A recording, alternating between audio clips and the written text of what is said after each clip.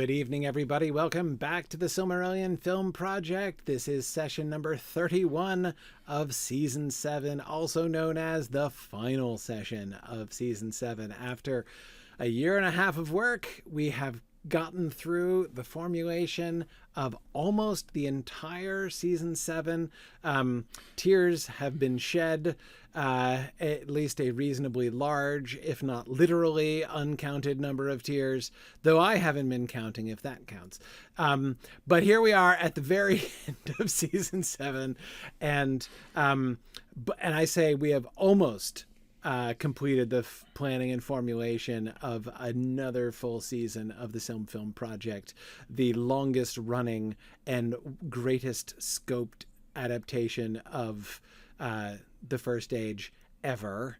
I mean, you could just stop at greatest.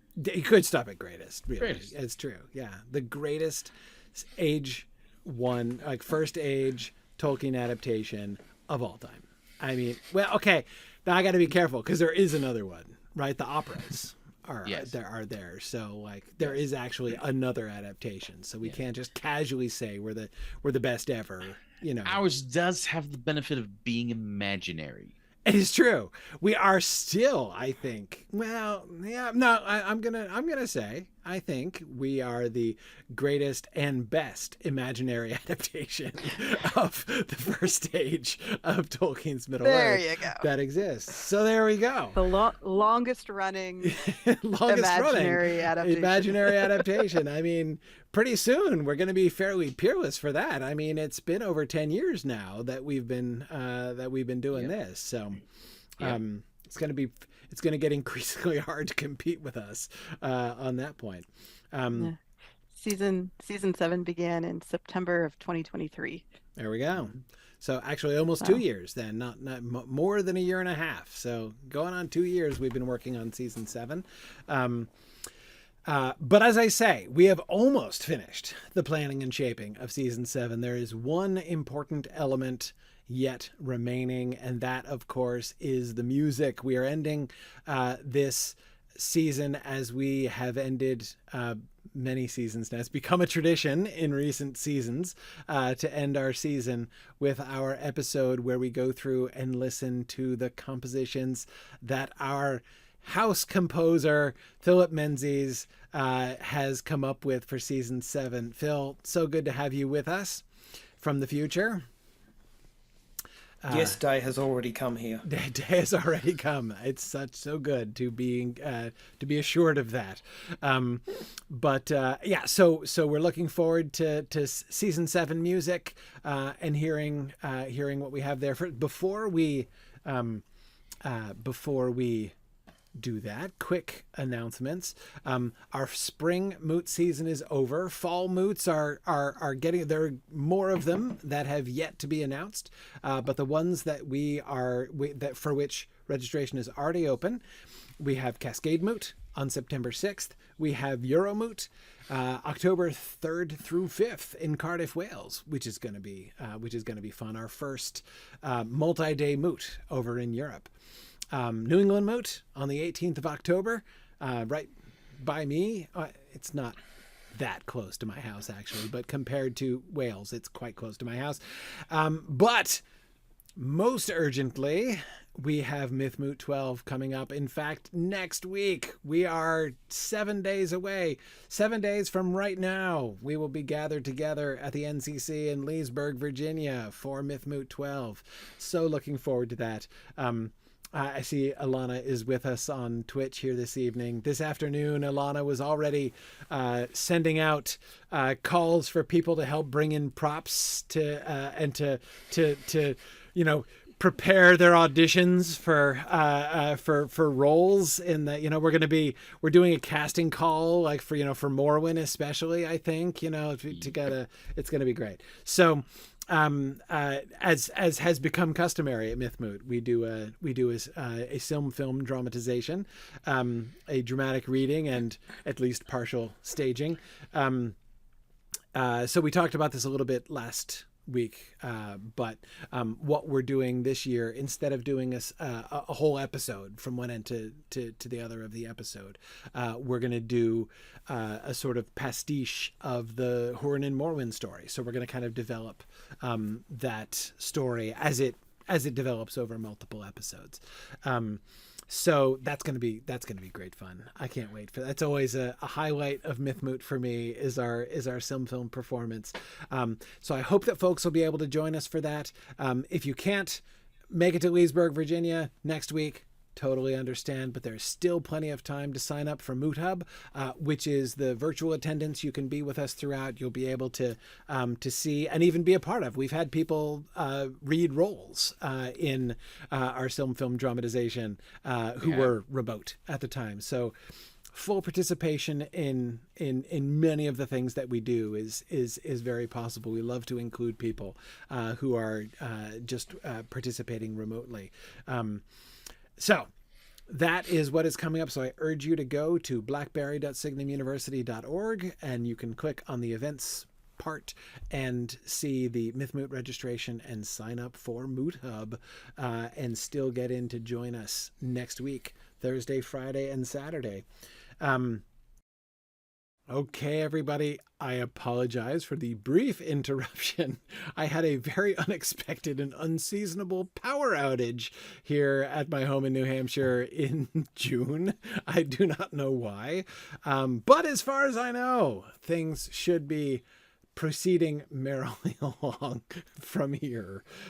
So we're just going to pick right up where we left off. And fortunately, where we left off was me in the middle of the sentence with which I was moving to introduce our segue back into our main topic, which, Phil, is the music. Phil,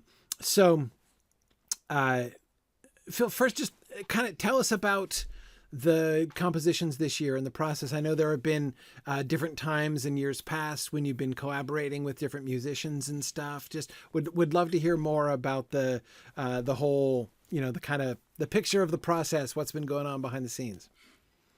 Yeah, very much a solo effort this year. Mm-hmm. As you know, everyone knows last year was pretty much a musical, Right. so which needed a lot of extra people involved. All hands on deck last year. It was, last season, and so people were volunteering things, and singing, and doing wonderful stuff.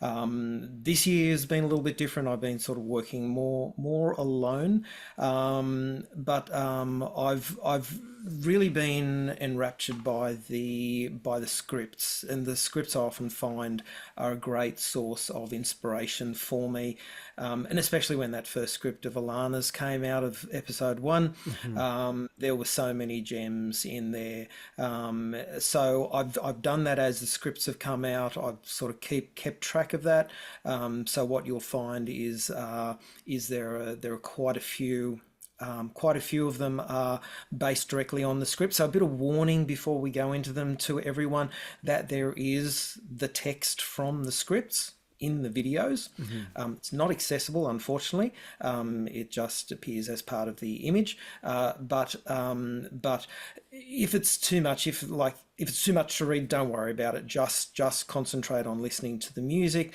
Hopefully the images will get the story across. But at the same time, there are a few that are brand new themes for this season. The Galadriel storyline going east of the Misty Mountains required a new theme for the Soothe Veredin. So that's what I've done there. And some of the other ones, the Lament for Azaghal is brand new. That'll be interesting to talk about when we get there. But a lot of what I've done this year is weaving existing themes into the narrative. So, and it's not just this person's on screen and so their theme plays. but it's more to do with like that sort of gives you the skeleton, Hmm. the backbone of what's there. The music itself is actually in the tone. The instruments being used is telling the main story of what we're hoping people will feel during this season, and hopefully there will be some tears. Awesome. Absolutely. Yeah, this is definitely the sad music season. But Another thing that I have concentrated on is images. As you know, I try and find appropriate images, and particularly when I'm trying to write for a scene, the images are very specific for what is going on in mhm. that scene. So I mine the Tolkien community as much as I can for appropriate images, but there just aren't the sheer variety of images that I'm after. So people will notice that I have relied on some AI artwork. Mhm. And actually, for a little while, I had a gentleman from China, I believe, who was assisting with some artwork. He was posting on an art site that regularly go to, and I can tell when I usually tell when they're AI art, and I looked and said, oh, that's AI art, but that's very specific Tolkien image of a specific scene. Right. How on earth did he get that? So I've been collaborating with him. He particularly had a lot of input into the laughter of Lath, and I've got some tips from him. So all I try and do with the imagery is I'm just storyboarding. Hmm. So there's no consistency of characters from one image to another. They look different because AI is not that smart. And yeah, I'm happy for you to pick up all the ridiculous things that the that have been created in particular images. There are some really weird things, Yes. but that's what I'm trying to get across. So if people are sort of saying, "Oh, that image doesn't really gel with me," it's like, just get in the spirit of things. This is just trying to give you an indication, a visual indication of how the story is progressing. Yeah, What a, it's one of the things I think has always been interesting about your presentation of the videos for the music is that of course it's on the one hand we want to feature the music and so to to some extent like the images don't matter at all, right? I mean it's really it's about the music, but at the same time you're writing the music. This isn't static music, right? This isn't music that is designed just to be heard. And so if it doesn't give you any sense of how it accompanies and would flow with the scenes, it fails to convey the real effect that you're doing. I mean, you have to know a movie pretty well to be able Mm. to really just listen to the soundtrack, out of context and really get what it's doing and how it's working, right? Mm. You can appreciate it simply as a piece of music, but again, that's Yes. that's only a portion of what it's actually accomplishing and what it's actually attempting to do. And so, anyway, so I always I like how that works, but of course we understand the limitations since this is in fact an imaginary adaptation, and we cannot indeed deliver to you footage that you're matching your Mm. compositions too. We're doing the best we can. So Yeah, and look, my compositions are getting more complex as well. If you go back to what I was composing in season one, you will probably hear that what I'm composing now is so much more complex to that stage. And so, as my ability to write more complex pieces has increased, the technology that I'm using has also increased. So I'm actually taking longer to write a piece, but it's actually shorter time for me to produce it. I'm not spending as much time trolling through images, image galleries online. I'm trying to spend more time with the music, and the software that I use had some recent excellent upgrades. So rather than running each instrument through a virtual orchestra, the virtual orchestra is part of the software oh, now, neat. and I just produce, like, I can just say export and bang, everything comes out. Nice. Yeah, yeah. So It's so there have always been it's amazing. It's always delightful when the upgrade of software actually helps in that sort of way. Yes. It does. It does. Good. And look, and another thing to explain to people if they're not familiar with this, this is what a real composer would call this music is what a real composer would call just a demo. Like they're writing software, they're writing music with software, and they're using virtual instruments to create. This is what it's likely to sound like, but between there and actual production, actually interesting, you go to Bear McCreary's blog, his latest blog is all about music production. But from that demo to getting a real orchestra in a studio and recording it, there's still a world of difference. So I had to explain to someone on a recent video comment that no musicians were harmed in the making of this video. Exactly. Yeah. Yep. Cool. Someday, Phil, it is like, it's on my bucket list to hear a SilmFilm composition, one of your SilmFilm compositions performed by an orchestra. Like that's that's a bucket list item right there. Me too. Awesome. I Awesome. don't know how prestigious an orchestra will be. Hey. We'll see. Any orchestra is a good orchestra.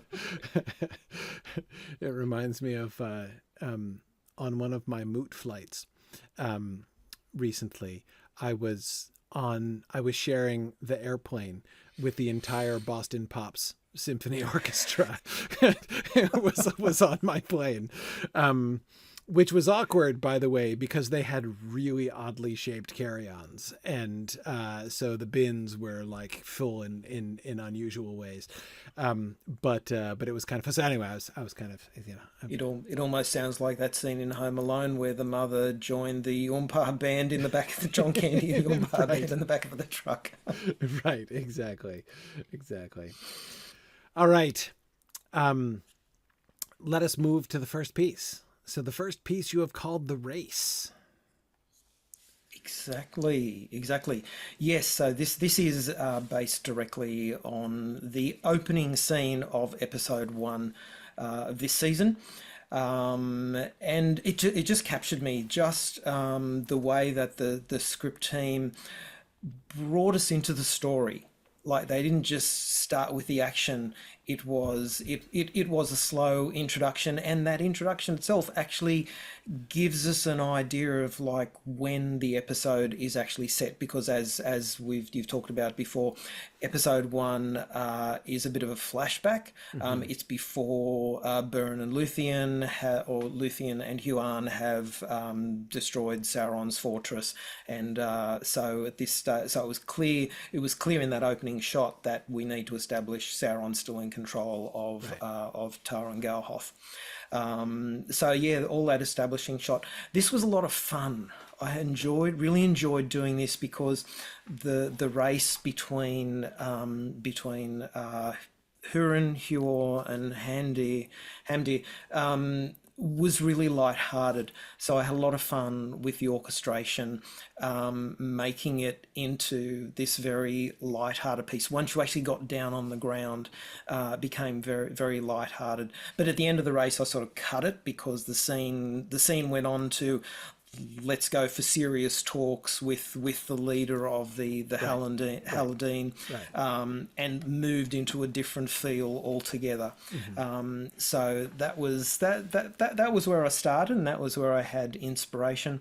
I can see from the image there of our PowerPoint, this is an indication of how I've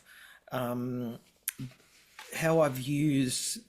I don't think this piece of music has any original themes. Right. So this is all using themes that currently that I've already written. The music itself is actually original because it's never been presented in this particular way.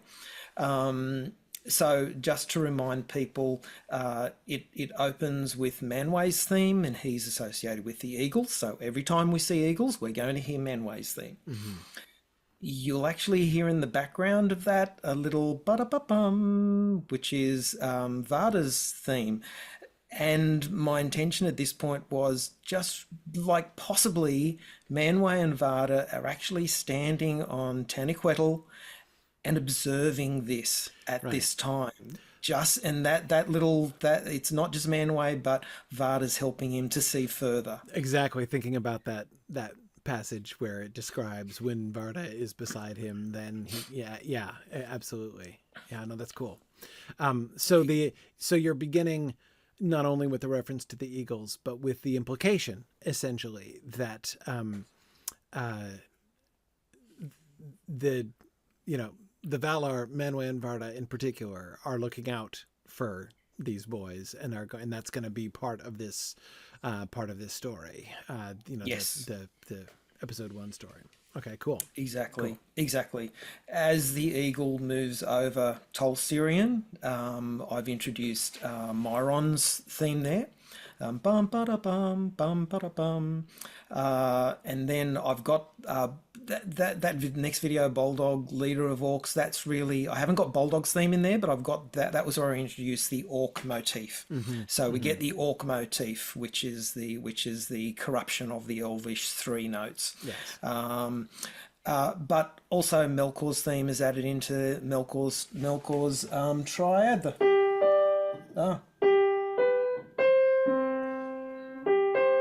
Melkor's triad thrown into the mix there, because like it's not identified. We don't actually see Sauron there, but we know that it is Melkor's.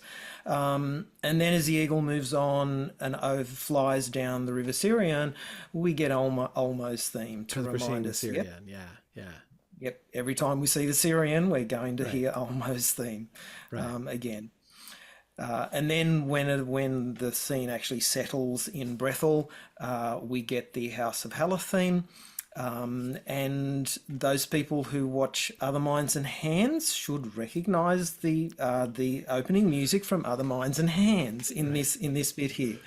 Yeah. And then of course there is then the interplay with the House of Hador theme. So for instance, the House of Halath theme is.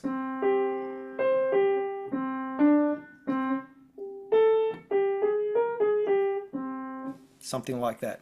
Whereas Hador theme is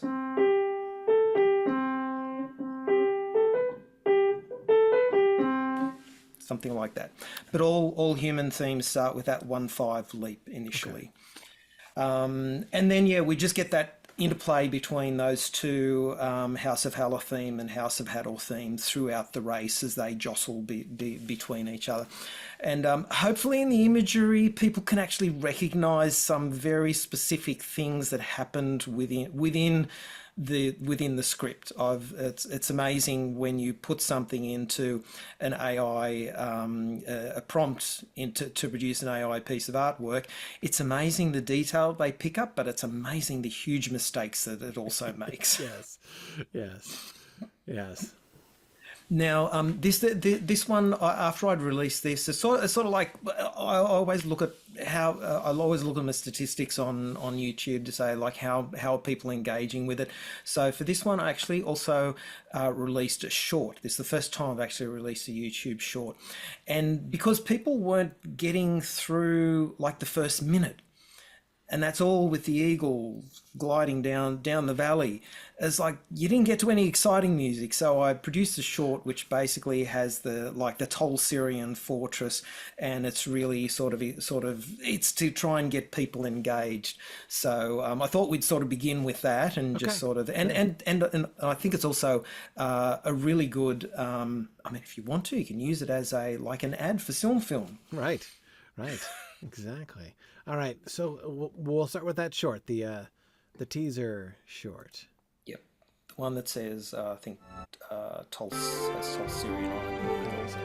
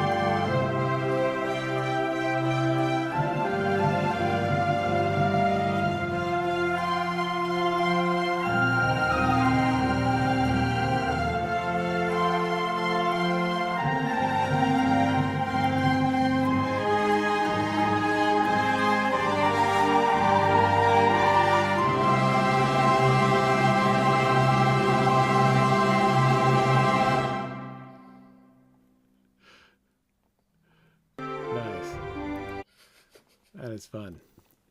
And since it is short, it goes back to the beginning and starts playing again. Cool. Exactly. They're a bit frustrating, but yeah, I just thought, yeah, just a nice taster to see, like, this is the sort of thing that you're going to get if I listen to my music, but it's really good if people stick with it. Yeah. Because they're actually listening to a piece of music. They're not actually just getting an opinion on something. Right. Cool. All right. Well, let's listen to the whole piece. Oh, and I should apologize at the beginning.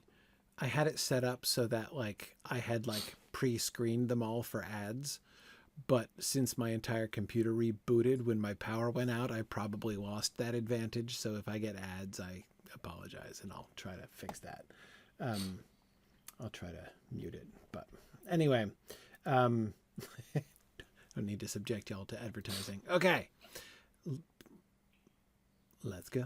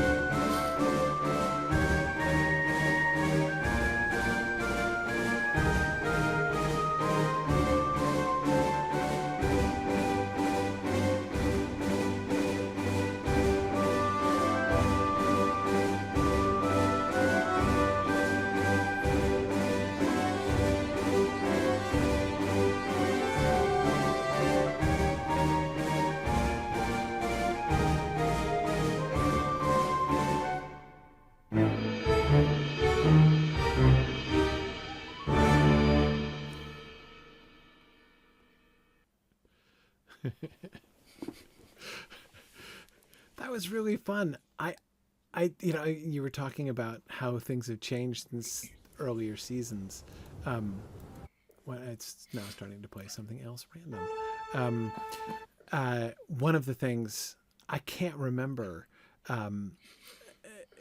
compositions that you're doing, like actually like flowing to accompany a scene in this way. Like it's so much more dramatic, right? Dramatic rather than thematic, merely thematic, if you understand what I mean. Yeah, yeah. They started slowly. I had a smattering. I think I did the season scene 6 of for the sure. birth of the In two some six, trees. yeah. I Oh yeah, did the rising Right. of the sun and the hiding of Valinor. Mm-hmm. But yeah, they were few and far between. And it was mostly that I was just like, look, this is the theme. As I said, I'm just having so much fun weaving all these themes together. But even those, like the hiding of Valinor, for instance, that's still like that. There was drama in that, like there was development, right, of like the focus of the themes and what the music was covering. But even that is still more conceptual than like following the action of people, on screen performing actions, if you see what I mean. Like there's something, this is just so much closer to the ground than those earlier compositions, because something like the Darkening of Valinor or the Hiding of Valinor or something like that, the Two Trees, is still like, it was covering a range of ideas, and there was a narrative progression to the way that those ideas were covered. But still, that's not the same thing as like, this is the like you could almost do like one of Jordan Rennell's soundscapes with this, like, read the script aloud and play that, play your, that in the background and time it up. Like That's an idea for Mythmoot. yeah, Jordan's going to be there. I actually was thinking that there might be times where it might behoove us in our presentation of the various pieces of Húrin and Morwen's story to play some of this music, particularly stuff like the Laughter of Lalai. Yeah, Was something I had in mind. I noticed there was near the beginning, as you were beginning to transition from the Eagles, you started to do that build. That there was it felt very Shorian, right? Like it's very much like dun dun dun. That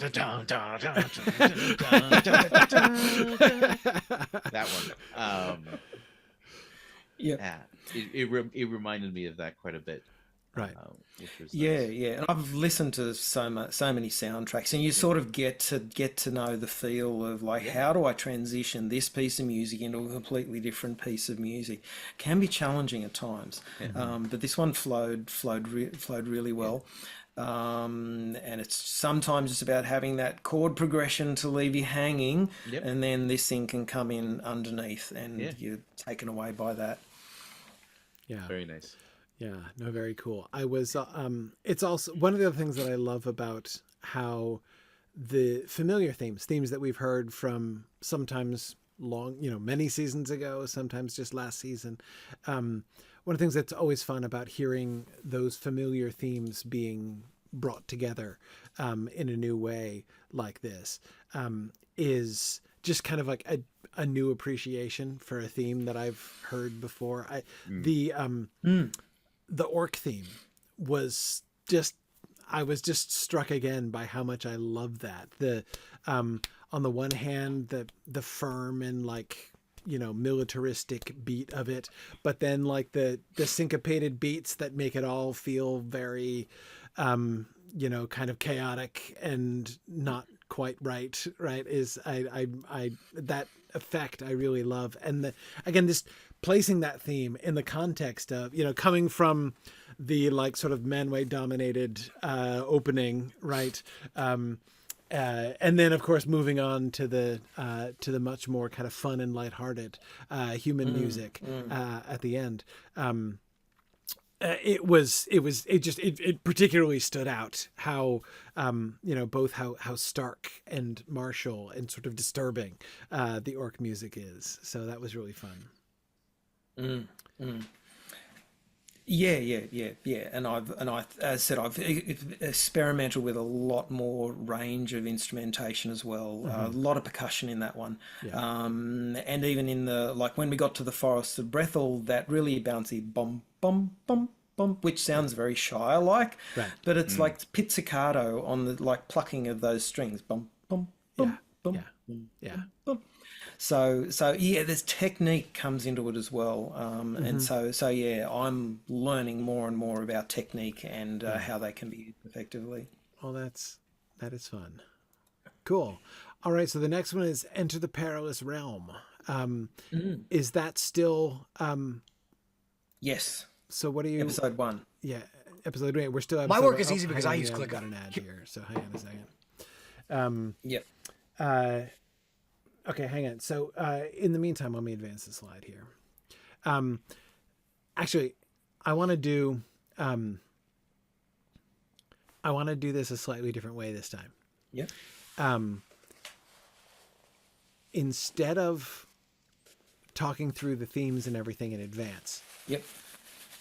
let's before we listen to it, talk about the story context and like this sort of the story information, the kind of context that we would get right hearing it, both leading up to hearing it in the episode and of course the kind of visual cues that we would be getting during the episode and everything, so that we can kind of fit that in. And then after we listen to it, we can go through and look at the relationship with the specific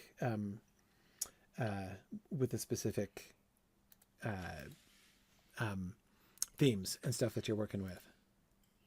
Yep. So this is Gondolin, you say? The entrance to Gondolin? Yes, yeah, the entrance to Gondolin. So it involves the entire assault against the orcs that are building the bridges and moving their way down into Beleriand, and through through that assault, through the aftermath of the camp at night afterwards, and that introspection between all of them, and are they doing the right thing? What should the approach be? And then the surprise attack, retaliation of the orcs. Okay, so it's on that, them. that full action sequence before they get to Gondolin is where it begins. Yes. Okay. Yeah. It really needed to start there. It needed context. I couldn't just do, we're off to Gondolin now. Right. Right. Yeah. It needed this entire episode to really give it context, and to let people understand, like, this is where the story is at this time. And as said, I loved Ilana's script, but I was when I read the script, and it says, and the eagles flew Huor and Hamdir to Gondolin, it was like, I'm sorry, that doesn't do justice for what needs to be shown. Right. So imagine Return of the King. We know the scene. Gandalf arrives with Pippin in Minas Tirith. We get them riding the horse up and up and up and up, and all, like, it's that kind of scene. And even though we've been to Gondolin before in the narrative, we haven't been to Gondolin this way, and the audience don't necessarily know that that's where this action is taking place. Like, they're just in this river valley. They got no idea that Gondolin. They may have no idea that Gondolin is just over those peaks there.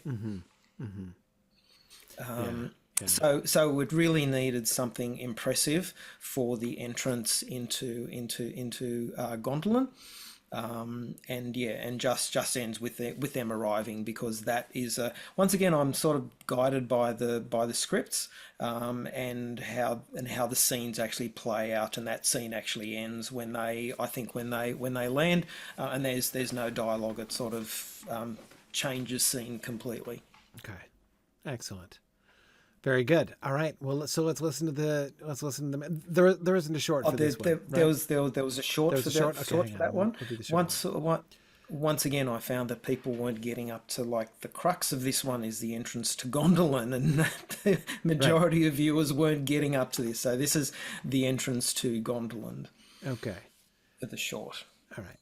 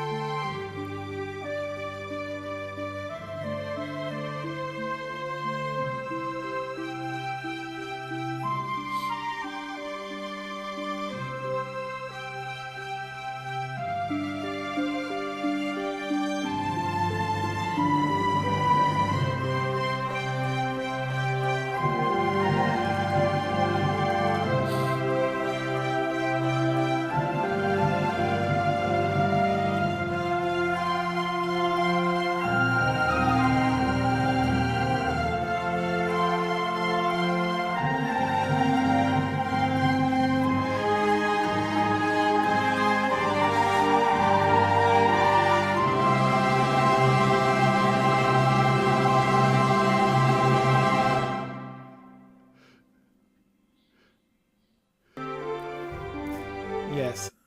And Nick, I have no idea why there are Cyrillic subtitles showing on YouTube. That is a So very strange. unexpected little twist there. I know. Uh, yeah, quite sure I didn't set YouTube to show that No, at any time. it was showing for me too. It was Yeah. showing for me too. Okay. Very bizarre. All right. There's got been no an idea. interesting thing happening recently where YouTube is auto translating videos. It seems like everybody's videos, if based on your location. So if you live in Russia, an AI voice will come on and start to translate Okay. what the person is saying, and so which most of the time it works fine. But there are some science communicators on YouTube that I listen to, and they've complained that when they're speaking English, it's fine because it's like, oh yeah, that's English, I can do that, no problem, and so it translates that into whatever language. But whenever they use a scientific term, which is usually Latin or Greek, Right. it gets really confused and translates it as garbled English. Right. Yeah. So, good I can times. imagine plenty of problems with that approach. All right. Well, okay. We'll let YouTube be its mysterious way. All right. Here's the full version. So we'll be placing the Gondolin theme there in its larger context within this piece here, Enter the Perilous Realm. Here we go.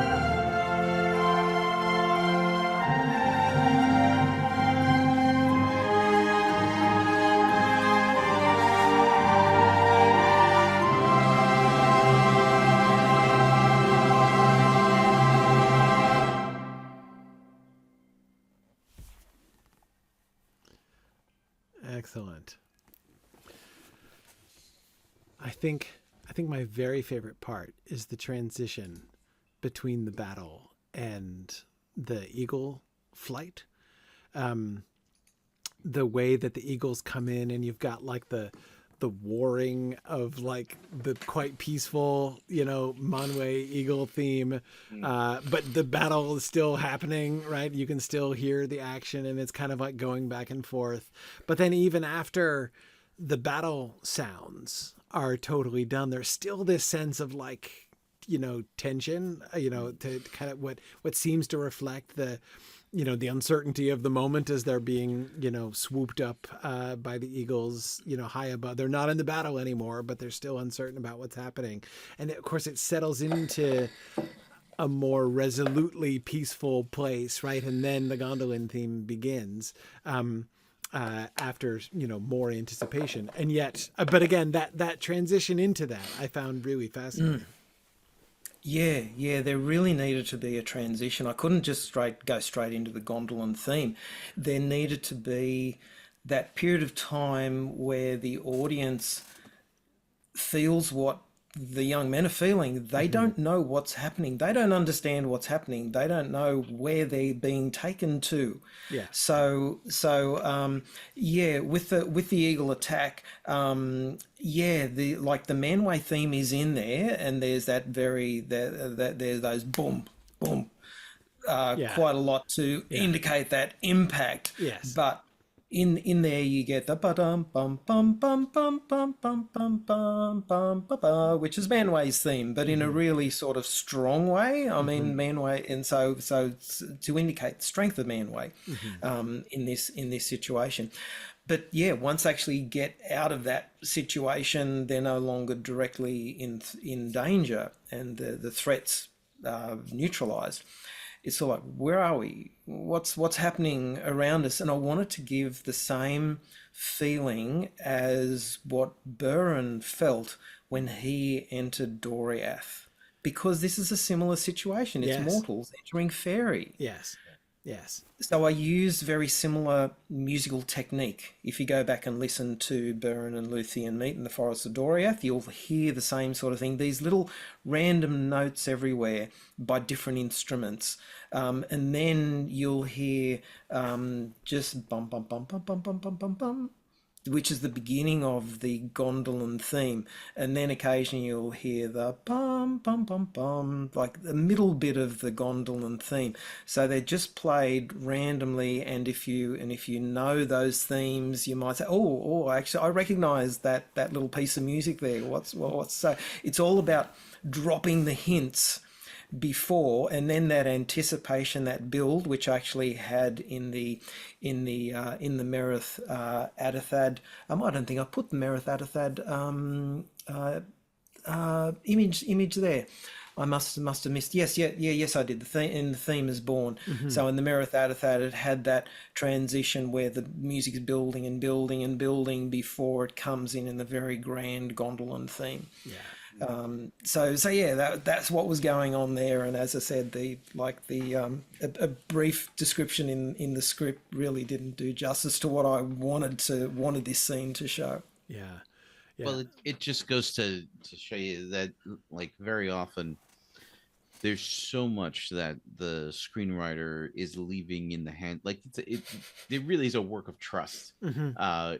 All of these sorts of projects, because you basically have to say, okay, I have taken this as far as I can go. Right. Now I'm going to hand it off to you, you composer, and you stunt coordinator, and you set designer, and ultimately you director. Right. In order to say, like, so I wrote, and they came to Gondolin, and now make it awesome. Yes. Right. Yes. That's right. Yeah. That's right. Exactly. Yeah. Absolutely.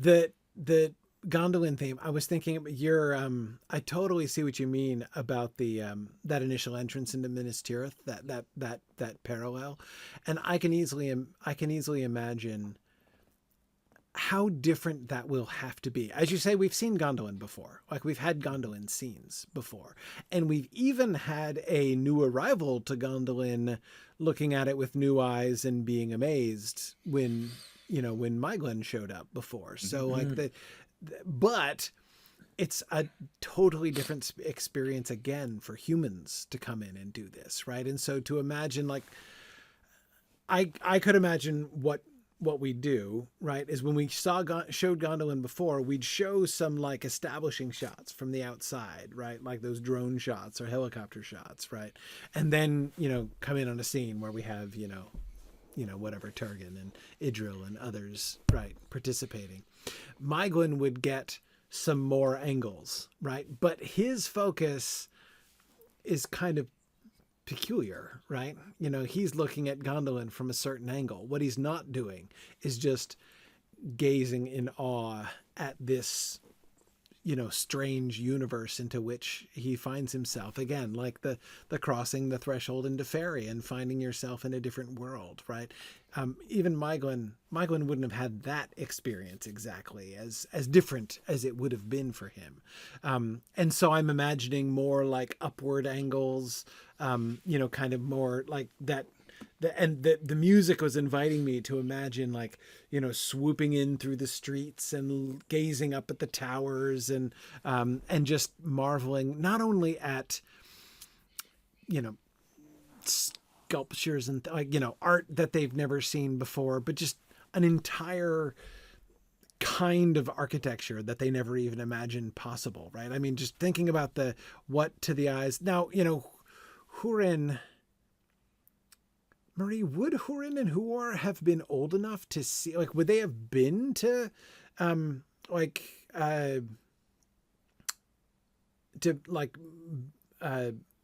Fingon's capital? Mithrim. Yeah, in Mithrim. Like, they're probably too young before they left, right? Hurin may have, because if they left at the same time, if Hurin and Huor left at the same time, Hurin may have, but as a small child, his memory of it would not be right.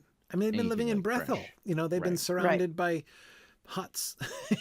For, like, not to insult Brethil, but again, they would never even have imagined anything like Gondolin. Brethil is built with wood, yeah, and Gondolin is built with stone. These are very different places, yeah. and the level of architecture, Turgan is head above the rest of the Noldor. Yes. At what he's doing here. Yeah. So yes, Brethil and Gondolin are opposite sides of the spectrum.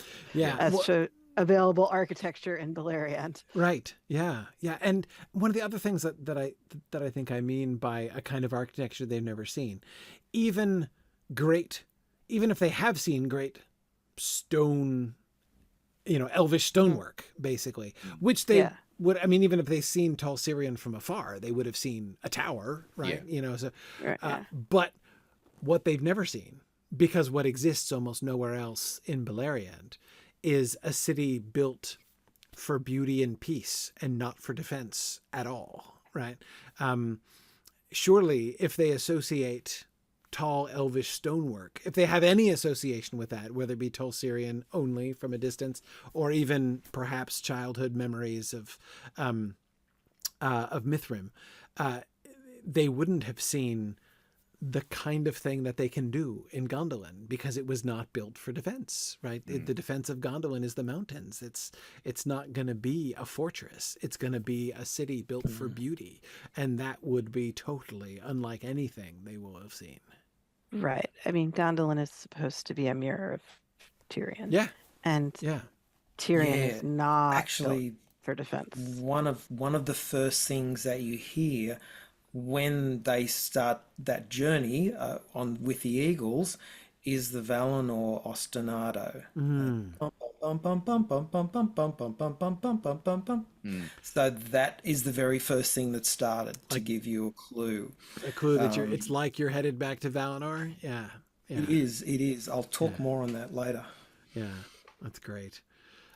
So I assume that the Myron theme and the Melkor's Pride theme, which I don't think I was hearing those specifically, but those were again worked in with the orcs essentially during the battle and during the the ambush, the pre-ambush sequence. and that's sort of the difference that I would make between what is a theme, which is like a tune, a piece of music that goes for a certain amount of time, and a leitmotif, which is just a few notes which indicate a theme. So they're really, Myron's was just a leitmotif, that bum ba da bum, bum ba da bum, and that was it. That was all you got. The orcs again, Melkor once again, Melkor's Morgoth Ostana triad, the bum bum bum. In amongst that, once again, they're de-identified orcs, like but just to say they're acting on the orders of these people that we don't see. One thing that I wanted to say at the beginning, the House of Halla theme plays through all of that assault against the orcs. If you go and listen back to the House of Halla, you'll find that video showed a progression because it was their entire journey. Yes. And each time I did the theme, it went just a little bit further, and then a little as they went into fought off the orcs at the barricade, and then when they went through Nundan Gortheb, and then when they took on to Devildo, each time the theme went further. This time, I've just sort of said, okay, these are hardened warriors. Let's go for it. And they do the whole lot really, really quickly. So you don't have to. There's not that gradual. It's like the Haladin know who they are. They have that confidence. Even though it's a couple of generations back, they've still got that confidence. Right. Yeah. No, that's really interesting. Adrian De La Torre on YouTube was saying that your ability to weave together all these melodies you've written over the years is masterful. I've been listening to the podcast from episode 1 and I hear them all still, he says. Oh, great. Yeah. Awesome. Very cool. Okay. So next is the Laughter of Lilith. So we're now jumping up ahead in the season a bit, right? Up to the birth of Lilith. So is, the Lilith, is this again like designed to do a sequence, or is this primarily it's not a new theme for Lilith, right? It's no, you're putting together themes. So I see I'm cheating. I see the evanescent lightsomeness. We talked about Lilith in the context of the evanescent lightsomeness theme when you developed it. We did. Yeah, we did, and that was where it came from. You had a much. You had very much a future talk a few seasons ago about this particular concept of the laughter and joy that fades too soon.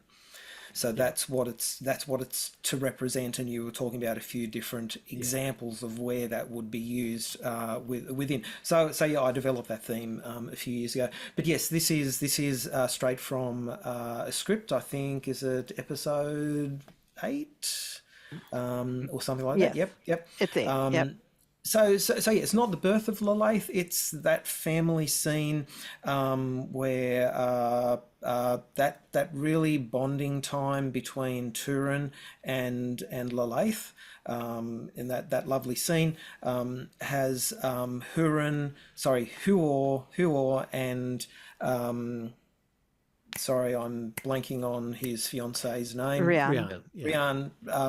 Announcing their engagement, coming like that whole, we're engaged, we're going to get married. The conversation between Huron and Huor about, well, why delay? And the whole elvish question comes, is that scene? And then as and also the scene where Morwen and Rian talk about what's happening and their lives and the baby that's no one's having a baby yet, I don't think. I don't remember. But yeah, just that sort of wholesome life that people were leading at that time, and finishing with the men coming back to the family situation. And it's just I got some, I won't call it abuse. It was good-hearted abuse, but people were saying I was an evil man for producing this piece. This is like the emotional pinnacle of the, as far as like if happy and cheerfulness is on the Y axis, right? This is the high point of the entire season. So why not why not at that moment, linger on that? So you can think of it, for people who think it's cruel, you can think of this as a way to, remain at this moment of beauty before, the story is going to careen onwards into death and destruction. But in this piece, we will linger in that at that moment of peace and happiness, which is fun. Yeah, Ilana is saying this scene will be performed at Mythmoot, the scene that you were describing. Great. And maybe we can use this music. Ilana, I'm thinking we almost have to find. I think we can find some ways to integrate the score into our reading. I think we can put that together. There are going to be a few things that we're going to be doing that will be unusual, and I think that this very well will be one of them. Yeah. If at last year's Mythmoot we had the first ever SilmFilm stunt performed, this year at Mythmoot perhaps we will have our first scored reading, at least partially scored reading. We've never done that before, so that'll be really cool. Okay, let us listen to the laughter of Lath.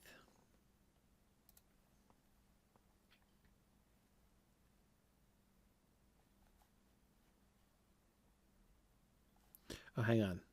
It would be better to listen to it with the sound on. Okay, here we go. Now, I'm going to start again. Let's listen to the laughter of Lath.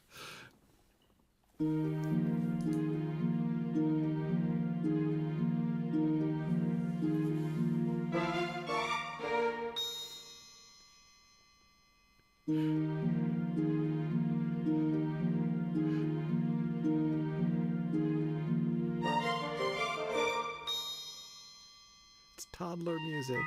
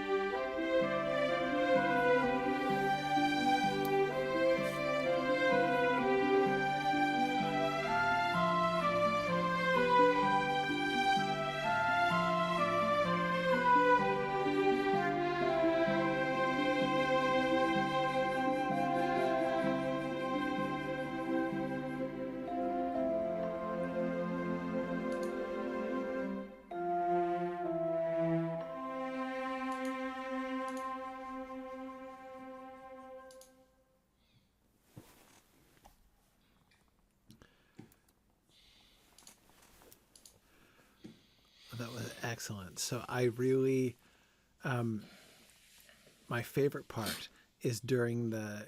So first of all, the toddler music was adorable, but secondly, the part in like the second half, like that sort of in that last third there, when the part that is when Huor and Hurin are discussing whether or not to wait. Right. What I really liked about that is you could feel that the happy, beautiful, peaceful, music was continuing. It didn't shift, like it wasn't transitioning into something like darker or sad or more, but it was like sadness and solemnity were like weighing it down, right? Like you could see, it was the same music, but it was being like, it was almost like it was being threatened. Like, are you going to let this, and then it resumed, right? And then it returned. Then it, so when Huor agrees, right, that no, we'll not try to do the Elvish way, right? And wait, not get married because it's going to be time of war soon. We'll just embrace being happy now. The weight is lifted from the music, and the happy theme resumes and continues. I thought that was really, really well done. Yeah, yeah. That bit was actually a part of the original House of Hador theme. I did a few like variations of the main theme, and instead of going up, this one goes down. Sort of, it's the same. It's the same timing. It's the same timing and the same sorts of leaps of notes, and the same sort of chord progression. So it fits in very well.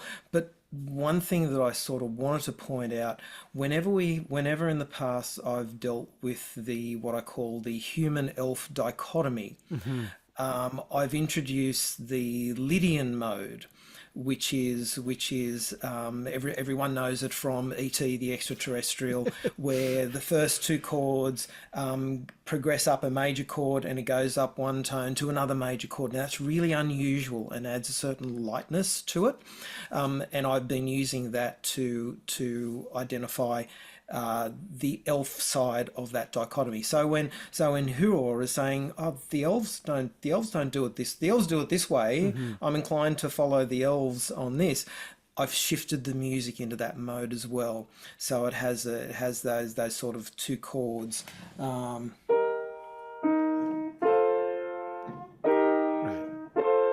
Which is sort of quite unusual. You'd usually get, if you follow a major progression up, it sort of goes major minor, and that feels natural. But that major is unusual. So I wanted to put that in there to highlight that. That is cool. That was the only sort of different bit that what you won't hear in the House of Hador theme. And I was suspecting that we were getting some of the Gift of Iluvatar mingled in there. Yes, so the gift of there's a little piece, as you see on my PowerPoint there, the little piece of the gift of Iluvatar. So it's not actually the gift of Iluvatar, but it's actually a little counter melody which I wrote, which I called the Good Life. And it was to really make a contrast about, well, we know that men are destined to die, but there's good times in there as well. So that's what this piece was really to try and emphasize. And it wasn't that comparison with elves. It was just, this is people living the good life.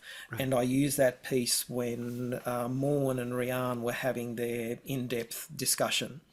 And I think I channeled a bit of John Barry into there, with there's a particular technique that he uses, and you'll see it right across scores like Dancing with Wolves, or Out of Africa, where in the bass they'll do this, sort of go that 1 5 and then the third above. Yeah. And that gives it a real sort of prairie, homely feel to it. So you'll hear that in the bass during that section there, which I think makes it particularly sweet. Gotta miss John Barry. Also, there's a movie called Sarah Plain and Tall, which also uses that, I believe. Glenn Close is in it. I don't imagine that she was thrilled to death when her agent told her that she was playing the titular character of that movie. Yep. Right. Yep. Right. Right. So the one thing in our previous session, where we talked about what music we wanted to hear this season, one thing that we discussed was after the brothers and Hamdir go to Gondolin, how does that change their music? So you'll see there one of the themes I've used is the Valinor theme. So I was going to ask about that. Yeah. What Huor has taken away from Gondolin is the Valinor ostinato. Ah, I see. Nice. That's the part. That's the part. So not an actual theme. So I can just put that over what. So he's still got the House of Hador theme, and that's and in that section there when he first arrives with Rian, you hear that ostinato first, but then you just hear the House of Hador theme. But I put it with a trumpet to give it that sort of real grand, stately feel. I mean, he's almost progressed to be an elf. Yes. No, but through his experience. That is such a fascinating little piece of adaptation, Phil, in its own right there, right? That basically instead of imagining, because I mean, obviously we did a lot with that, and I'm thinking especially of Alana's work on this in her scripts, a lot of work with Hurin's like elfification, right? His kind of like, going native in Gondolin and really bringing that back with him. But what you're suggesting, like the adaptation that the music is doing right there is telling us that no, what has happened here is not just Hurin like imitating elves or Hurin falling in love with elvish things. It is Hurin through Gondolin getting a glimpse of the West itself, right? It's him being influenced through Gondolin by Valinor. That is what really changes him, right? And that I think is a gorgeous piece of adaptation to kind of layer into the music and imply that it's a perfect example of those kinds of things, Phil, that you've pointed out many times before that Howard Shore is doing or Bear McCreary is doing, right? This kind of like really subtle point that is being made, this sort of, how this one overlay is being made into the, their theme at these particular points is, is telling you something about that character or about that story, which the story itself doesn't explicitly say, right? And I think that's a really gorgeous way to do that. Yeah, there's a real circular story going on there that's going to continue. And it's unique because it's not the House of Bayor searching for the light in the West. Yeah. Like, who are finding Gondolin and figuring out what Gondolin is an image of is its own unique story. So it's nice that the music is unique as well. Yeah, no, and you're right. I mean, the way that it picks up on that, right? The searching for the light in the West was a major theme there in season 6 or season 5 rather, when we first got the humans. And there's this like that little musical hint like, hey, Hurin found it. or sorry, Huor found it, right? Huor found it. The House of Bayor never actually found the light in the West, really, right? But Huor has actually caught a glimpse, perhaps more than any human we've seen. Huor has caught the glimpse of the light in the West that everybody else was looking for. I think that is, and of course, such a perfect anticipation, for the grandfather of Veredin, right? To be to have that, we have the first hint of the Valinorian overlay, right? To anticipate, not only looking backwards again through Gondolin, but looking ahead to his grandson. I think it's just gorgeous. And it's phenomenal. Awesome.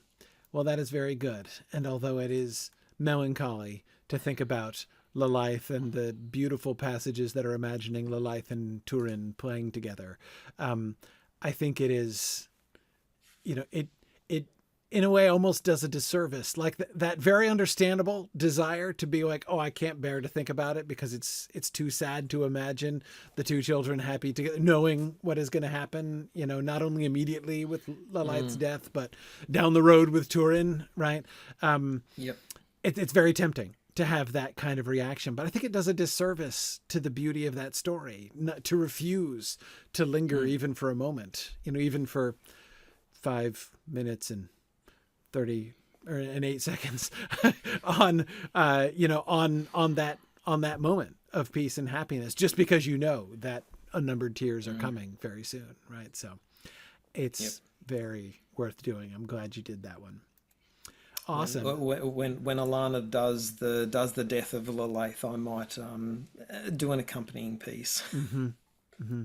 Yeah, it would be fun to get a piece on the death of Lalaith. Cool. Let me do a quick. All right. Pretty sure. Yes, I'm getting like all the ads now, so I'm just kind of going through those. So next we get the city and people of Soothe Veredin. Yes, new theme.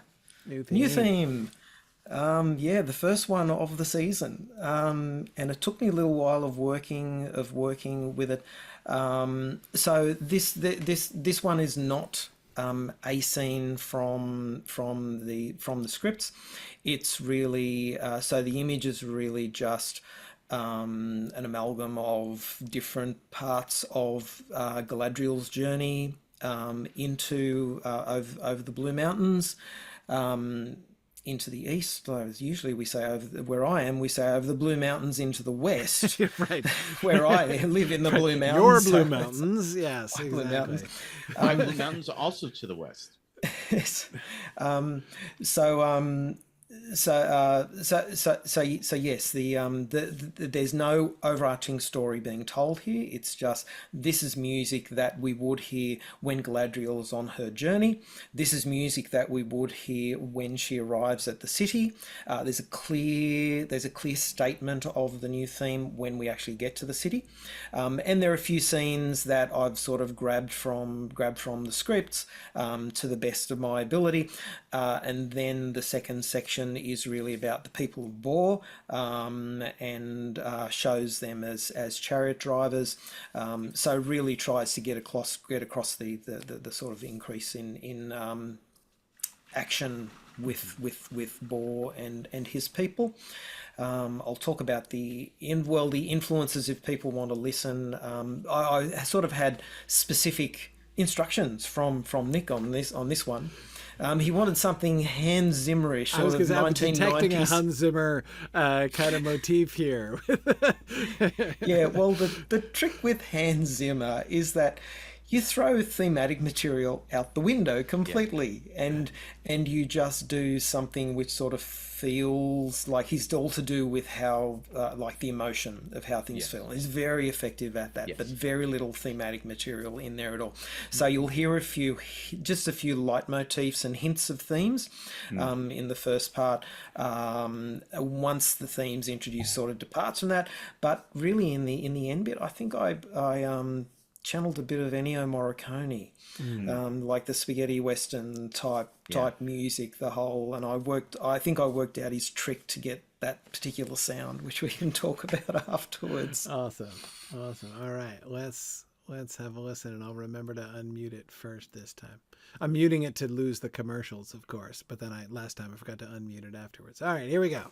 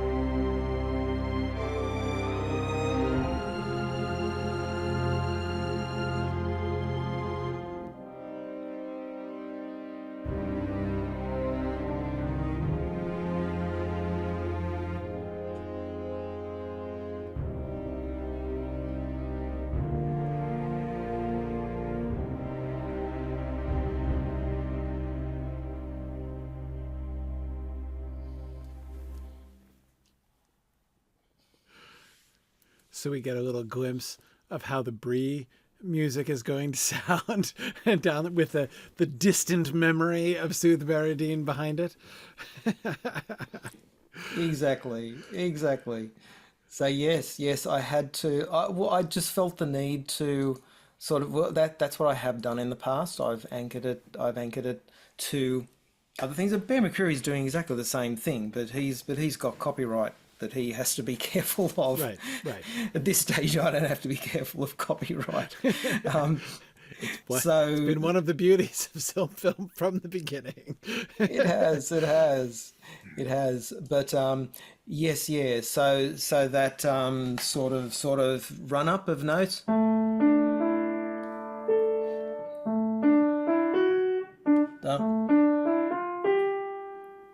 That run up of notes that we heard all the way through the Soothe Veredin theme is a major part of the Bree theme. We don't get much of Bree theme in the Fellowship of the Ring. And then the chords after that, I use those a lot. Those chords, that bum bum bum. So I really wanted to anchor it into, and it's sort of like what we get in Bree is the leftover fragments of this very grand theme that when it was an empire. So that was what I wanted to do. But then I had this problem, because in amongst the middle of that, it was this. I had this, and everyone's going to say, nah, that's just Game of Thrones. And it's like, oh my. So I had to make the bit where it went bum bum butter, when it did that a lot. I really had to limit that, because I knew that was going to be the response. Everyone was just going to say, "You've just ripped off the Game of Thrones theme." Right. That did not occur to me even once. It didn't to me job either. well done. Yeah. One of the things, so what the Soothe Veredin represent in our story, especially at this point, right, is what humans are capable of without the elves, right? And so I love this. There's a sense of grandeur there, that Galadriel has not picked up from any human settlement she's been to thus far, but it's not perfect. Like, there's undertones there that kind of like this is cool and this is exciting. It's messy sometimes. Like, we're messy, right? And I thought that I definitely heard some little Western elements, like some like da da da, like if you had not mentioned them before, I may not have picked up on them, because my ear's not that good, but I definitely get here, and I think that adds an air of wistfulness to it, which is what the Old West is all about. Like, there's a sense in the when we Americans think about the Old West, like, there's so much cool stuff that we associate with that, but it's very messy. Yes. And I think that gave that wistfulness to the Soothe Veredin, and I couldn't help but find myself being like, now I really need the Soothe Veredin faction in Civilization that I can play, so I can hear this as the background music. I love the drum beats association with the charioteers. The chariots, yeah, I love the percussion there as well. That's one of my favorite parts. And one of the interesting things about the percussion is that I started to lay down just a repeating percussion track each bar. And when I listened to it, it's sort of like, oh no, that's not right at all. So what you'll find is that that beat changes, like it's in about a 4 different beat rotation, and the strings are going at a different timing to the drums as well, which are taiko drums, which are very cool, and everyone's using taiko drums at the moment. Yes. But I really wanted to get across that this is an agile force. Yes. They can respond at any moment, and we saw that during the script in those scenes with Bor and Galadriel. It was like, oh, change of plan, boom, we're doing this instead. So it really had to have that agility to it. We're now going to engage in this battle that's like half a day's march. Right. That's right. Right. Exactly right. So that was one feature that sort of, I think, adds to the excitement and that uncertainty with that theme. Yeah. And you can feel them gearing up and getting ready to go at that time. Like it feels very martial, which is 100% appropriate.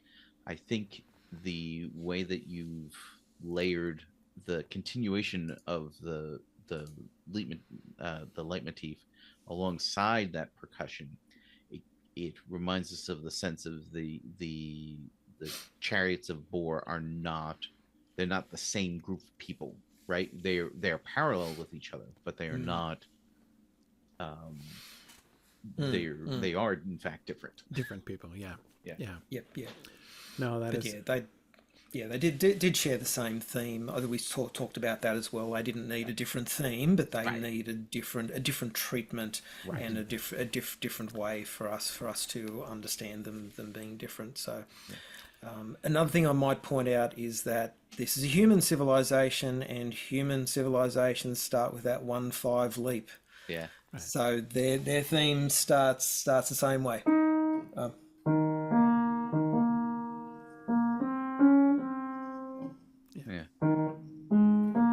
Yep. Has that 1-5 leap like all the other human themes. Yeah. No, that's great. And so I can already tell you in advance, one of the really fun things that's going to be happening in season 8 with it, because we're gonna need a retreatment of the Soothe Veredin theme. Yeah. Yes. Right. When we get the Easterlings ruling Dor-Lomin, and the situation there of them now actively as oppressors, but also as oppressed, right?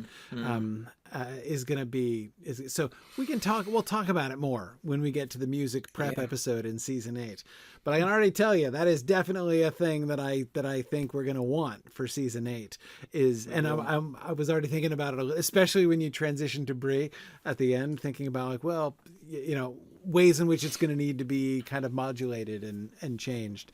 We're going to get that immediately when we get the new the new situation for the Soothe Veredin, with Brala and Lorgan in Dor-Lomin. So anyway. So that's just a little preview of a bold prediction about one of the things we're definitely going to be interested in for season 8, I think. Okay, cool. Well, next up is the Lament for Azaghal. One of the rarer, I will certainly say rarer than in season 6, but that's no great mastery of diegetic music, right?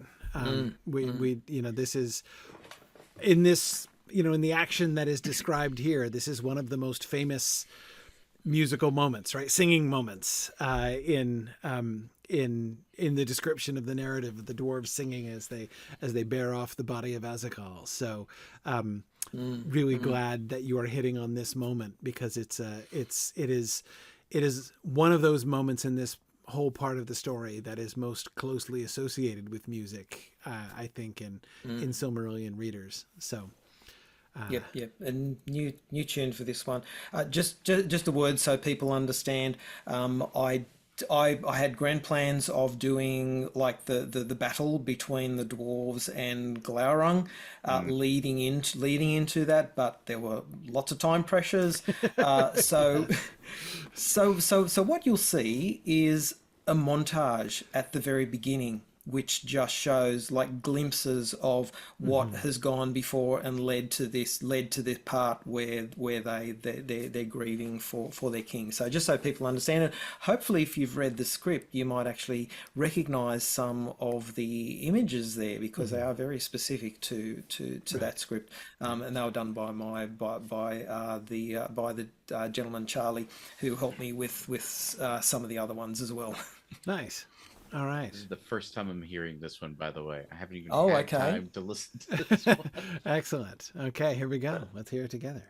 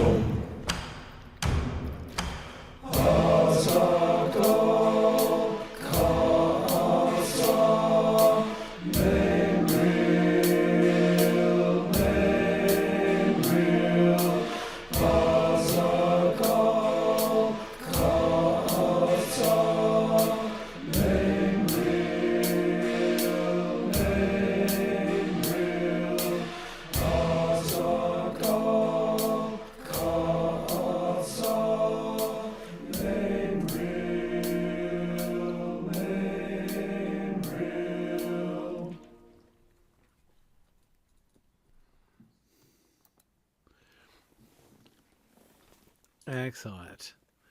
Excellent. I really love how it ends, not with just a repetition of his name, or even a repetition, but just the repetition of like loved. You know, he keeps coming back to that word loved, which I think is it's a beautiful touch at the end. That is a side of the dwarves that we don't see depicted very often at all. And I think that one of the uncharacteristic triumphs of the Hobbit films was the demonstration of the dwarves' love for Thorin, particularly in Dwalin and Balin.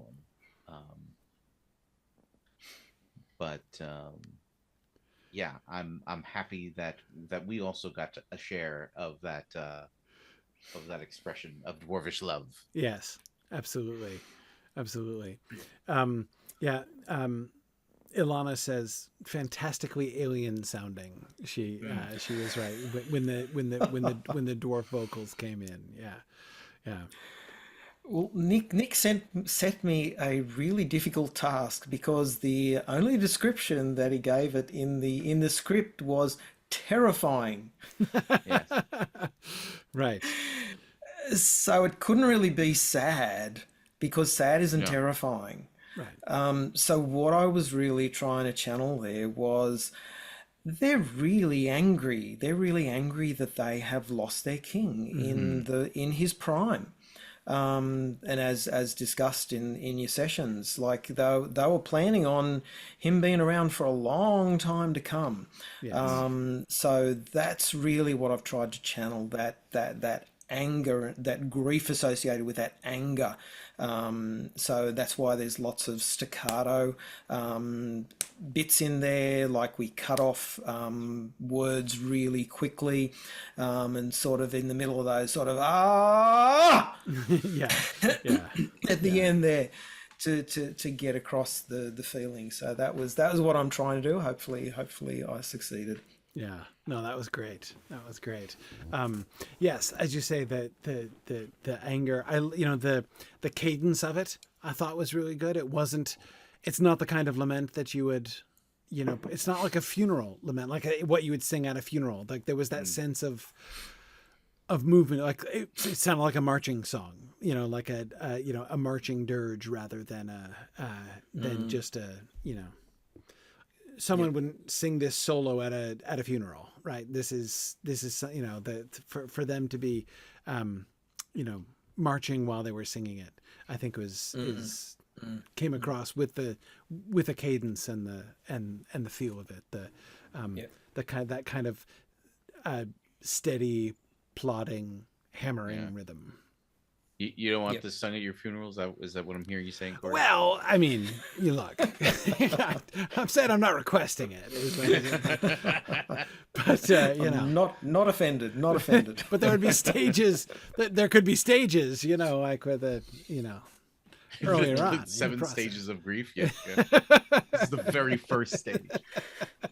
Exactly. Yeah. There you go. It's a good characterization of the dwarves there. And there's only percussion. Mm-hmm. There's purely percussion there. There's no other instruments, because if it is diegetic, it's not like Thorin's party in Bilbo's parlour where they all whip out their musical instruments. The full orchestra, yeah. No, they're on the battlefield with their siege engines, yes. And they've only got what is to hand. So there's lots of banging of spears on wood and metal, and axes on metal. So that's what I tried to capture with the accompaniment. Right. Oh, excellent. All right. Well, that brings us towards the end. Star Shall Rise. So this is music for what, like the final conversation between? Is this when in the story are you imagining this beginning? This is the scene directly from Nick's script, episode 13, where Huron and Huor and the men of Dorloman arrive at the earthworks and meet Turgon and the remaining Gondolindrum, and they're about to leave. So it's that scene. I was going to continue it, and then I thought no, because that scene is cut by. It then goes to Bor's death scene with Galadriel, and then it goes to Maedhros and his wrap up before it actually comes back to the last stand. So in the end I said, no, they deserve 2 separate pieces of music. I mean, I could very well go and do Bor's death scene with Galadriel as well. Yes. But that's the context, and once again it contains the dialogue from the script. Okay. Excellent.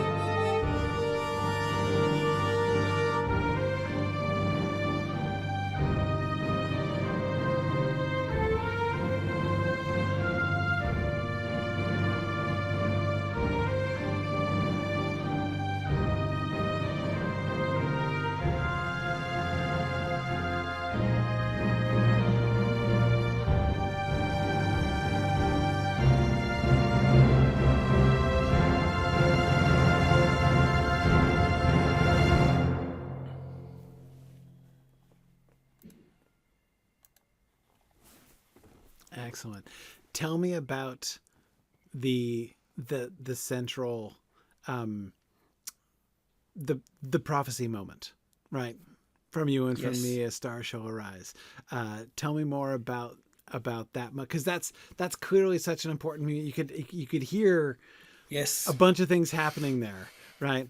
And it's obviously there's so much weight on that moment, not only because of, so many things coming together from this season and, in those, for this is the, the final great moment of Huor's character, right? Yep. But of course it's also in anticipation of, it's the prophecy and anticipation of Earendel to come. And so musically speaking, right, it's something that's going to need to carry over pretty significantly as we move forward. So tell me more about that moment. Okay. So it led with a sad rendition of the Gondolin theme, and then when Huor steps forward, once again we hear that Valinor ostinato. That was with the harp. So it's...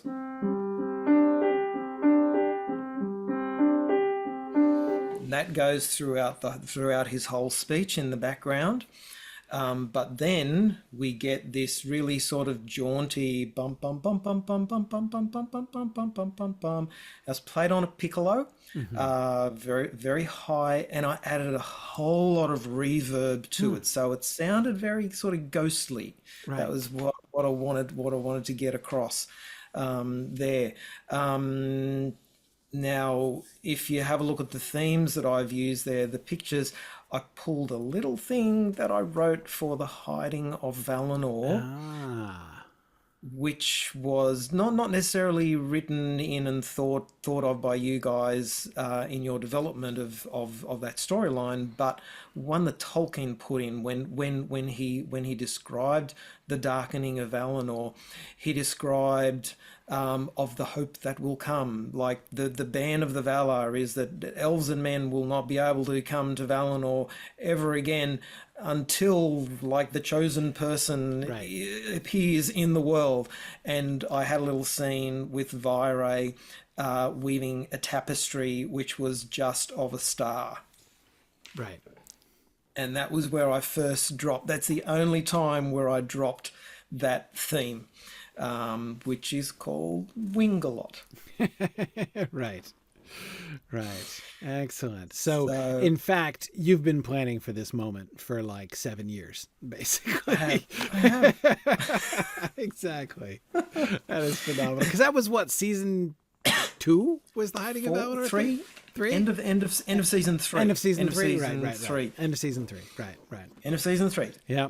I dropped it there, and I knew that I would be able to. And so I've actually written the whole theme in terms of melody and chord progression, so I know where it's going. But that's just sort of the first bit, the first little tease of that particular theme. And once again, this is where we see the circular story of the elves coming out of Valinor.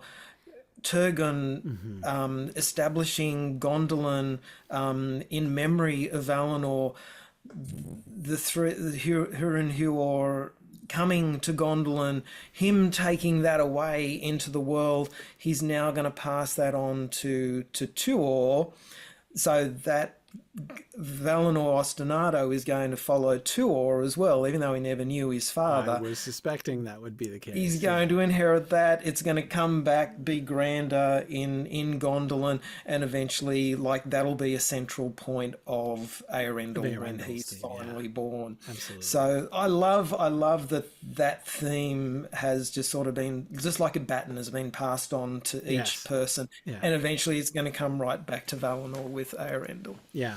No, just the way that begins almost as this like this influencer, almost in a positive way, of course, like a kind of infection that Hurin has caught, right, and that he hands down and blossoms, in his son and grandson. I think that is so cool. Cool. I'm thinking of doing that as a little short as well. Yeah, just so that people get that. Like that's the crux of that particular. Absolutely. Now you could feel everything coming together in that moment. That was really the pinnacle, and a marvelous deployment of the purpose theme there Yes. with Hurin Yes. as well. Yeah. I'm glad you picked that up. As soon as I saw purpose with a capital P, I thought, okay, there's my cue. we are prepared against a day just such as this, that we would need that theme. Yeah. That's right. That's right. Season 2 theme that was. That's it. Oh, that's very cool. Yeah. And look, I love that, like the Gondolin theme. We never heard it in that way before, and we're gonna hear it again like that in the Fall of Gondolin, and the House of Hador theme when he gives the order to Otar to take the horses, once again in a sort of that martial way that we haven't really heard before, but everybody can sort of feel that everything's building. Right. No, absolutely. Yeah. No, and I hadn't thought about it in that way, but the way in which this does give us an opportunity. I mean, I was thinking about how this gives us an opportunity to anticipate Eärendil. What I wasn't thinking about was the ways in which this gives us a brief moment musically to anticipate the fall of Gondolin as well, with the combination of Gondolin themes and in this moment of tragedy and destruction. And it's Gondolin, it is not this day that Gondolin will fall, right? But we do get a taste and a foretaste of the destruction of Gondolin here, and so beginning to hint at that alteration of the Gondolin theme in order to kind of point in that direction, I think is great. Yeah, the this day language was something that was tough to keep out of the script for those episodes, considering that Days Shall Come Again was definitely a big yes. There's a lot of discussion about day and what day it was and all that good stuff. So yeah, absolutely.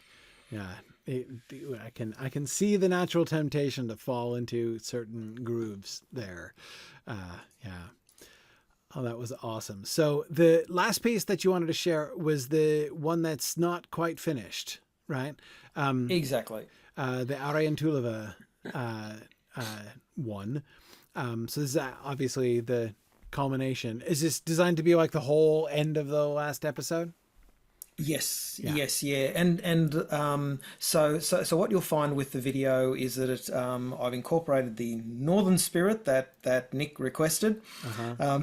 Hopefully it's what you were thinking of. We can talk about that after. But it's sort of up to the final, up until sort of Huor and Hurin on their own, and Huor's death. So I really haven't, because once we get to that bit, that's really where the Estelle theme is going to come in. So I've been working on that, and what I might do, I've actually got images up there, so if you want to sort of leave it going after the music stops, and I'll just play on the piano what it's likely to be. I can't guarantee that it's going to sync up, but at least you can then see what sort of images are going to come up and accompany this particular music. And what I've tried to do as well in the images is incorporate your feedback on that final episode, and put in those flashes to those other scenes in the middle of Hurin fighting, in the middle of Hurin's last stand. So he's standing, it flashes to the tomb of Ulfang, then comes back to Hurin, then it flashes to Gondolin, then comes back. So that's incorporating all of those scenes into this final stretch, so the music doesn't have to change. And in a way, a lot of those scenes are talking about that hope, that Estelle hope. Right. Excellent. All right. Well, let's listen. Yeah, just stop it where you need to.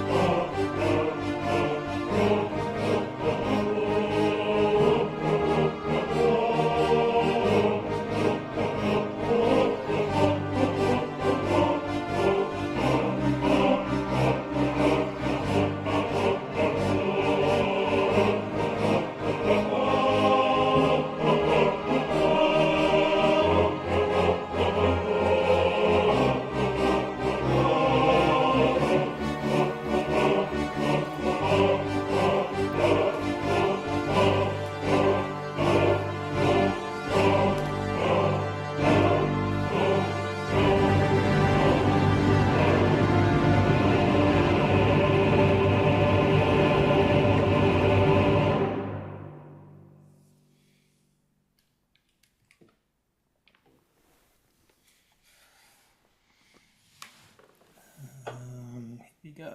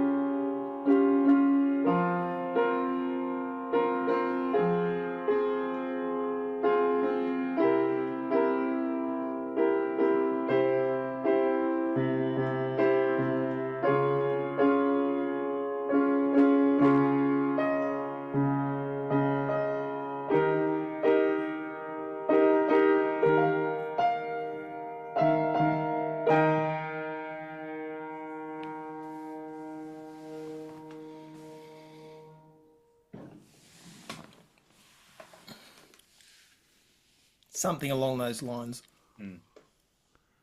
Sorry, should have given a gore warning. Oh.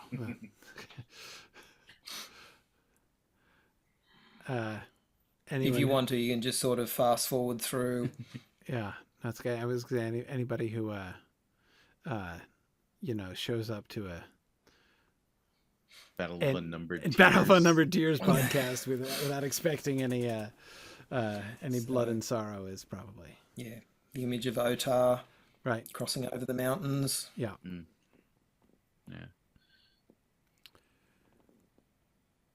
Oh my gosh. There was when they're like making their final stand, there was a bit like not Hurin in particular. There was a bit of do you hear the people sing? Which I found very appropriate. Manning the barricades, you mean? Yes. Yeah. Like I could hear I could actually, what I was actually hearing was the reprisal at the very end of the show where it's like in the valley of the Lord they were brought away the sword, and that's what I was hearing for a second there. But it gives that same feeling of like yes, and that was definitely on my mind. Hey everyone, big heads up, I've just recently done a version for my choir to sing, and prepared music for all them of that exact scene, where they're not angry men, but it's like they're all dead at that point, and singing Beyond the Grave. So one thing I don't know whether I'll end up with that, but what I was sort of aiming for was it just had like some notes repeating to sort of again and again just repeating that again and again inevitability. Yeah, that's right. And inevitability but persistence as well. Yes. That was and that was the main thing. I was going to say that was my favorite part. I loved the repetitiveness of like how it kept repeating the same thing with variations, or it wasn't just the same thing again and again, but it was it kept striking the same notes and the same rhythms, and it gave that sense, I think, and you were referring to my comments on the end of episode 13. I think, Nick, that if I had read the script with that score playing in the background, I might have felt a little bit differently. That is, it conveys much more clearly the length. Right. The endure. Yes. I mean, my one of my biggest problems was like the final stand of Hurin felt too brief. right? It would feel much less brief with that music. Yes. I mean, that music really conveys the continuous short scale repetition, draw like the passage of time and I thought that was, just the very, very gradual descent down into, increasing sorrow, as it went through. Anyway, I thought that was just a phenomenal effect that would really, really convey that moment, especially as we're going in, because I mean, as I was saying in the episode, this is one of those things that you can't do anywhere, like in art. Like you can't capture exactly the experience of this horrible scene that goes on and on and on forever and seems like it would never end. Like you would never want to actually capture that to make people experience it, right? Yes. So watching Hurin fight for, however long it is, 6 hours, 10 hours, 12 hours, right before he's finally taken. We can't subject people to anything like an approximation of that real experience. And so, but that, I thought that music really captured the, both, Nick, as you said, the inevitability of it, but the persistence through it. I thought that was really wonderful. Yeah. This goes back to kind of what I was saying earlier about the collaborative nature of film, where it's not like an artist who does a painting. Nor even someone writes a book or someone writes a piece of music. It is all these stops along the way that get you to, the screenwriter hands that script over, and now there's actors and and directors and composers and carpenters, and there's this huge apparatus that gets put into motion, and there is a huge act of faith and humility that's involved, just playing your individual part in that production, which I think I've been appreciating more and more as I've learned more things about that process. So. Well, it's collaborative. Exactly. Yeah, the Men of Dorloman's Last Stand, sort of, that needed a good. I was sort of reading, trying to find the cue for the Northern Spirit in the script, but look, I just went for it because we talked about it, and I think it was really important to make it. It's not just about Hurin and Huor. It's about those men, like none of them came. It's like the story of 300 all over. It is the story of 300. It is. And their sacrifice needed a reasonable amount of time to show that on screen, so that they're gone, then it's just Hurin and Huor, and then it's just Hurin.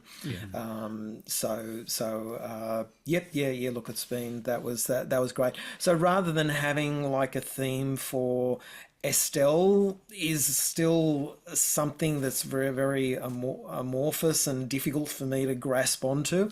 I think this really captures the feeling of this moment of the story, and I don't know whether it will become the final Estelle musical theme or not. Possibly some elements out of it will go towards it. Because it's important that, like, Huor has kind of latched on to the Estelle of the situation, and Hurin is taking that up, right? Even as we're seeing the scene play out. But the men around them, they are the ones who are, laughing, I shall die, right? Like, because they're not involved in this philosophical discussion. Are some of them thinking along these lines? Maybe. I don't know. We don't get to ask that question. And I think it's going to be interesting, because as this season plays out, you're going to see a lot of these guys popping up, even if they don't have speaking roles. They, those same people are going to be around Hurin all the way through, and now you're going to be watching these guys who have never gotten the chance to speak a word dying on camera, and I think that's going to be extremely powerful. Yeah. And if anyone wants to write some words to that Northern Spirit tune there, I'm happy to take it on board. Yeah. That is awesome. So that was lovely. I look forward to hearing that in full when you get a chance to completely finish that. And I agree, it would be really neat to have some lyrics there with the Northern Spirit bit of that. And the early and I'll put the script through the whole of the first part of the video as well.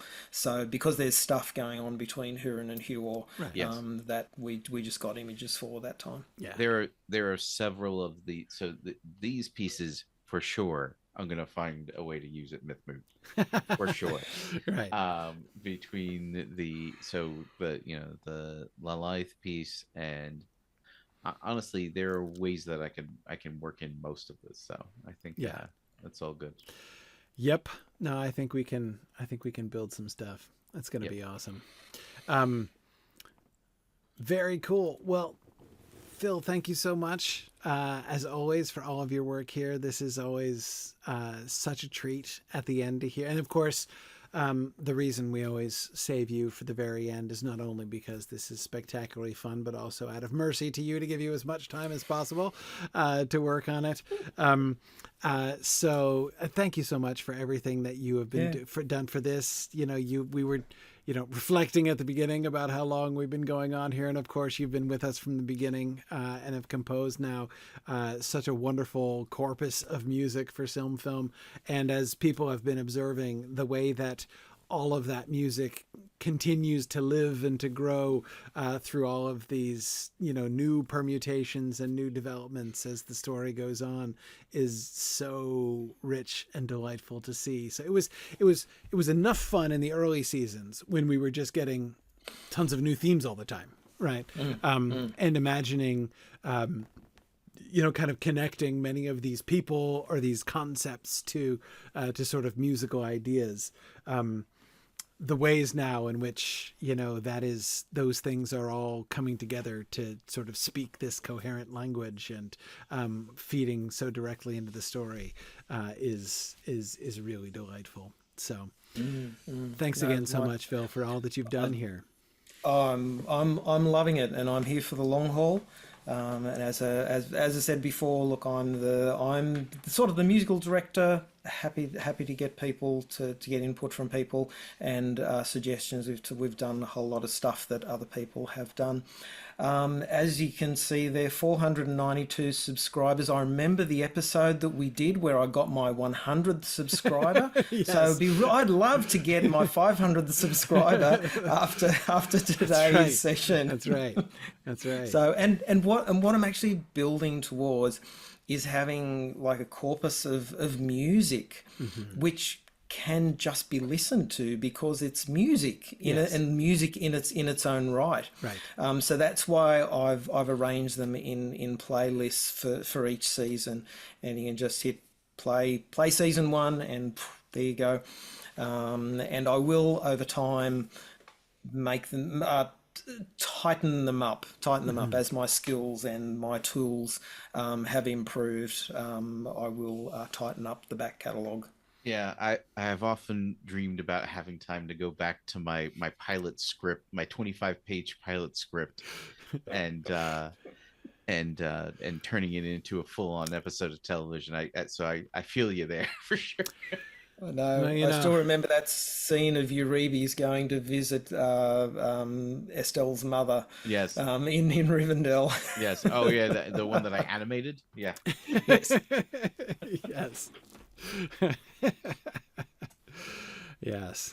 Well, it has been a delightful journey. So thank you, Phil. Thank you to the whole team, Nick and Marie, for all the work that you've done, both on the show and behind the scenes to make everything possible. Marie, I know with putting together the the PowerPoints and everything else that you do. Really, really grateful for all of that work. And we have come to the end of season 7, and that means we're going to have a little bit of a hiatus. We're going to have a little bit of break and recuperation and preparation for season 8. The plan at this point, we're not sure of the precise date, but the plan at this point is in September. We'll begin season 8 in September. So we'll have a little summer break here. We'll have our final sort of celebration of season 7 at Mythmoot next week. I say, don't forget to join us for that. You can still join us through Moot Hub. That is through our remote participation, and you'll be able to see.